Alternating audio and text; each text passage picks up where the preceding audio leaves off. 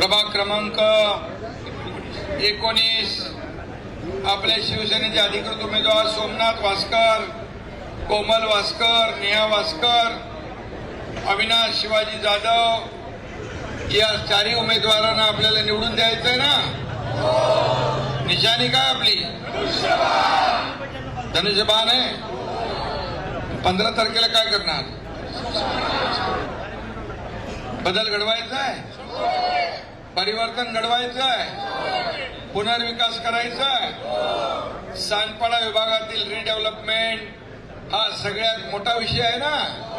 आपल्याला हक्काची घरं पाहिजेत, कायमची घरं पाहिजेत, पुनर्विकास पाहिजे। मग कोण करणार? नगर विकास विभाग आणि गृहनिर्माण विभाग हे दोन्ही विभाग तुमच्या एकनाथ शिंदेकडे आहेत। त्यामुळे तुमचा पुनर्विकास कुणी थांबवू शकणार आणि म्हणून लोकांना घरं देण्याचं स्वप्न इकडे या 40 लाख बरोडीचं घ्या 40 लाख लोकांना घरं देण्याचं स्वप्न बाळासाहेबांनी पाहिलं होतं। ते स्वप्न बाळासाहेबांचा वारसा सांगणाऱ्या लोकांनी एकतरी घर दिलं? गिरणी कामगारांना 12,000 घरं तुमच्या एकनाथ शिंदेनी दिली। 1,10,000 लोकांना गिरणी कामगारांना आपल्याला घरं द्यायची आहे आणि म्हणून या भागातल्या भूमिपुत्रांचा पुनर्विकासाचा जो प्रश्न आहे तो या ठिकाणी मार्गी लावण्याचं काम एकनाथ शिंदे केल्याशिवाय राहणार नाही। मी जे बोलतो ते करतो आणि जे बोलत नाही ते पण करतो। गेलं ना 2022 ला टांगा पलटी घोडे फरार, तसा तुम्हाला आता 15 तारखेला जे आतापर्यंत जे सत्ता राबवत होते त्यांचा टांगा पलटी घोडे फरार करायचे आहेत ना। आणि म्हणून तुमचं लोकांचं राज्य आणायचं ना तुम्हाला। जनतेचं राज्य पाहिजे, जनतेला पाहिजे।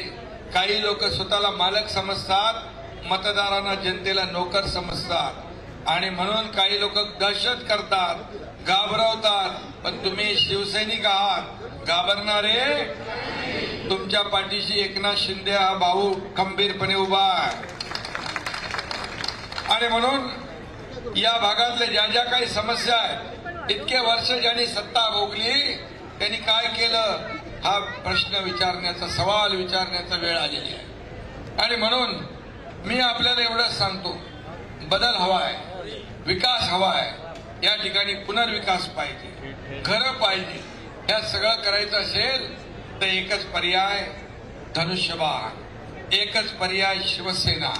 शिवसेना दिलेला शब्द पाळते आणि म्हणूनच लोक शिवसेनेवर विश्वास ठेवतात। हा एकनाथ शिंदे दिलेला शब्द पाळतो। मी मगाशी म्हणालो त्याप्रमाणे जे जे विषय तुमचे आहेत सोमनाथ, हे सर्व विषय या ठिकाणी सोडवण्याचा शब्द मी देतो।